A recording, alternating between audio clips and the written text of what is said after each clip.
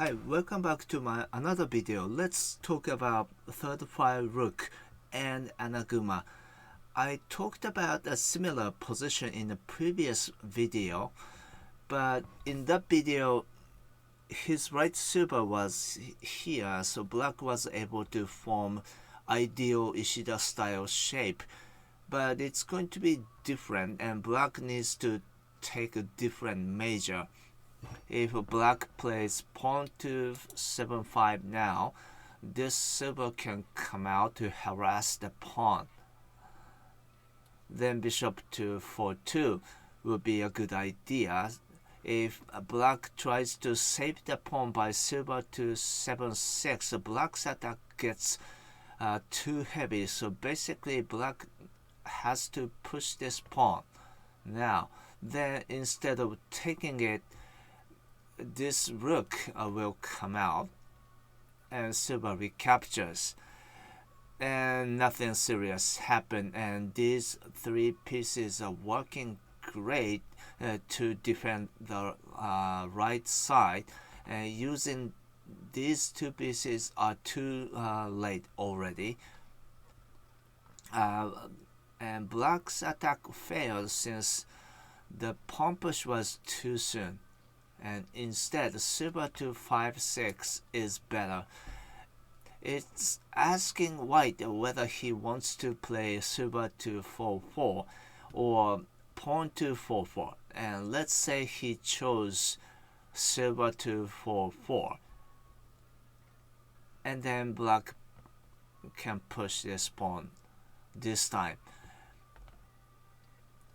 If white tries to kick the silver, then it can go to the left, and black can perform harsher attack against the 7 file.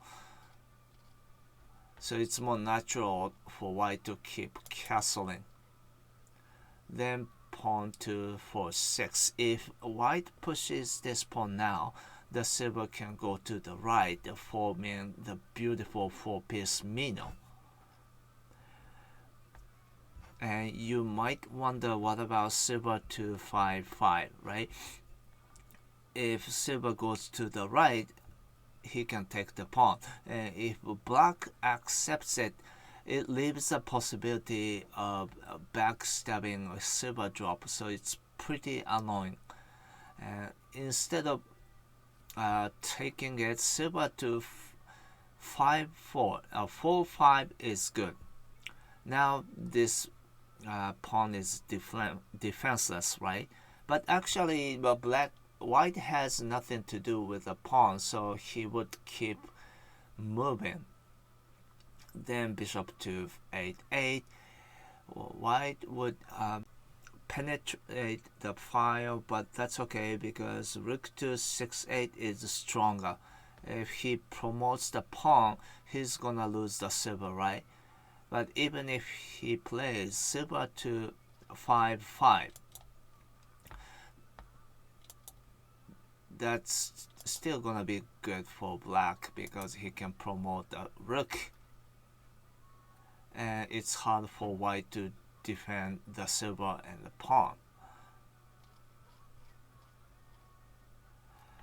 But even if he plays silver to 5-5 here, that's okay. Rook to 7-6 is cool, and he will eventually regain the pawn, so that's okay for black as well. If rook comes out, then silver to 3-4 will be cool, and next promotion is guaranteed. So silver to 5-5 wasn't so great, and basically he can either keep castling or do something else. Pawn to 9-4 will be also reasonable for black. It prevents bishop to 9-5, right? And after this, the rook will come out. but that will be fine for black because he can build this ideal shape.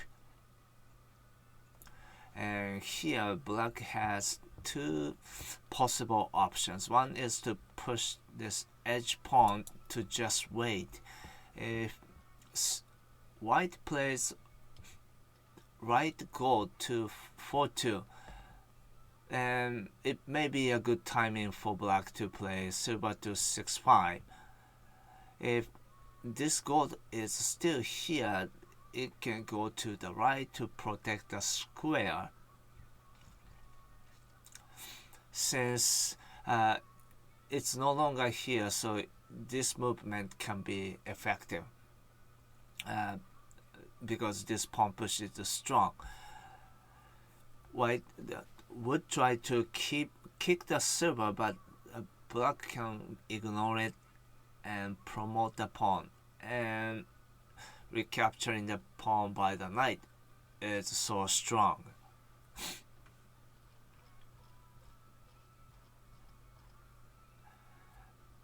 Black also played a pawn to 6-5.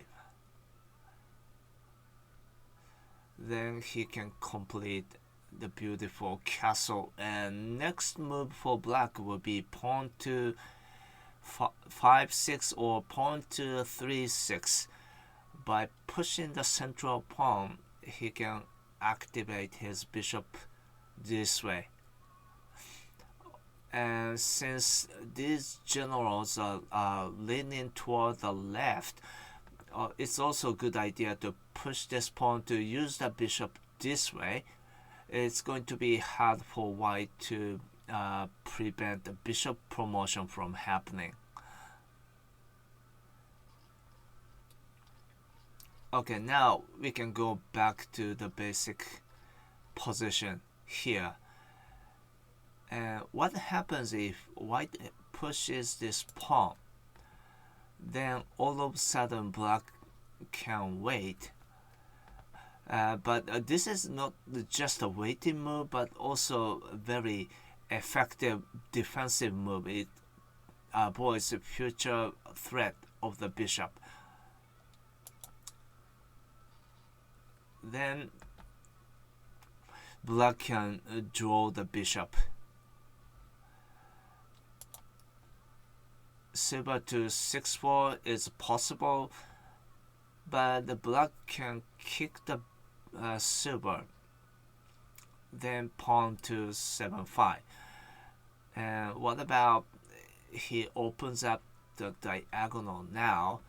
But it's not a big deal because thanks to this movement, black will be able to exchange pawns. And after seeing this, the bishop will come out. Since this is a check, white has to accept it.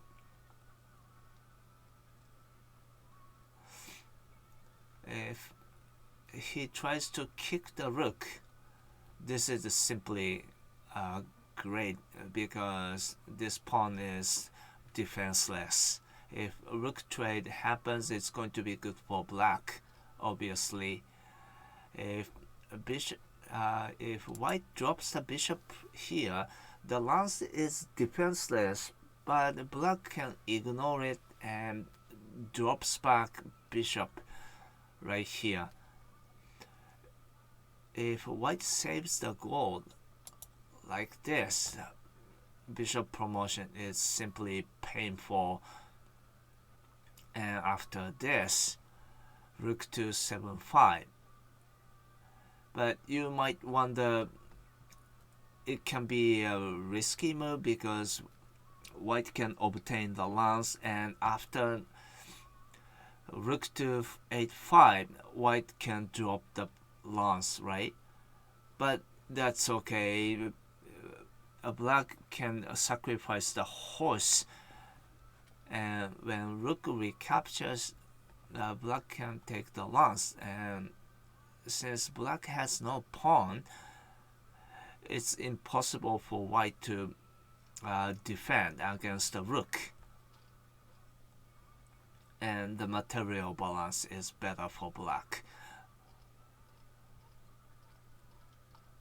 So the variation was also risky, and this was effective because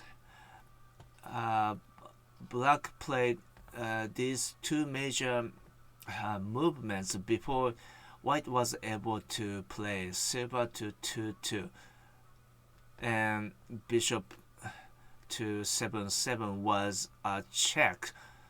So that's why black was better.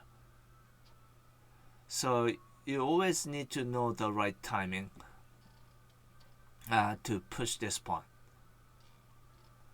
And what about he plays silver to 2-2? Then of course pawn to 7-5 is good. And silver to 6-4 is too late.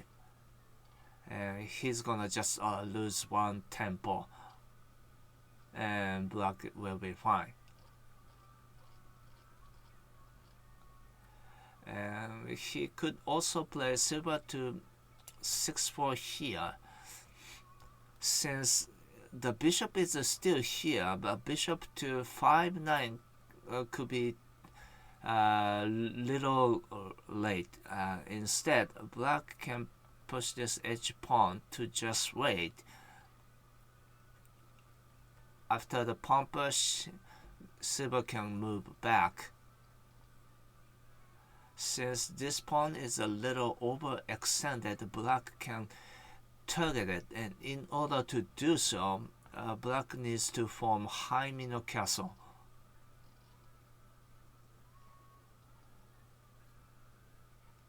And rook to 5-8 is cool. If white tries to support the pawn by rook to 5-2, rook to 8-8 will be possible, and next pawn push will be strong. So he would complete the castle. Then knight to 3-7 is a confident and calm move. It's necessary in order for a better defense and offense. If he wants to reposition the silver, then it's a good timing for black to exchange pawns.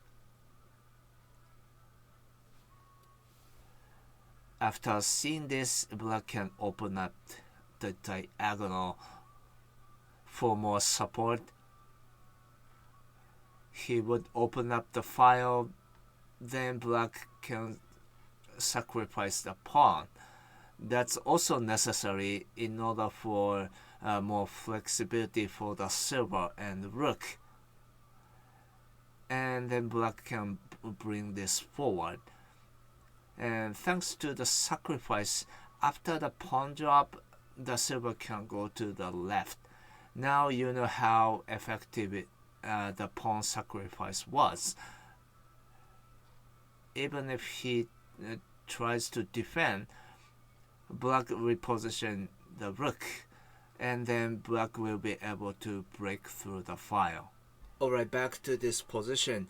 It's also possible for black to play bishop to 5-9 and 2-6 because the diagonal is unprotected, and one simple pawn push will be so strong.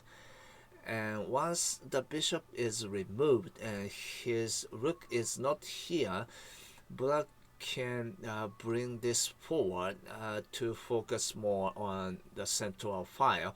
And that's also going to be a great option in addition to pawn exchange on the central file. Alright, that's all for this video. Silver to 6-4 strategy is one of the biggest obstacles for Ishida style, and you need to know when to and not to pursue your original intent. I hope it's been helpful, and as always, thanks for watching and see you all next time. Bye.